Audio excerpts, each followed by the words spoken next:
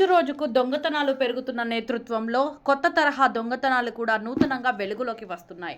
ప్రస్తుతం దమ్మపేట మండలంలో చోరీల నమోదు కూడా వేగవంతమవుతోంది.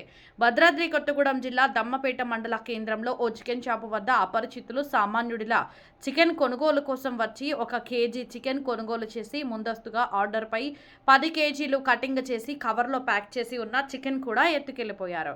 సీసీ ఫుటేజ్లో స్పష్టంగా కనిపిస్తున్నప్పటికీ ఎక్కడ నుంచి వచ్చారు, ఎవరు అన్న వాస్తవాలు తెలియరాలేదు.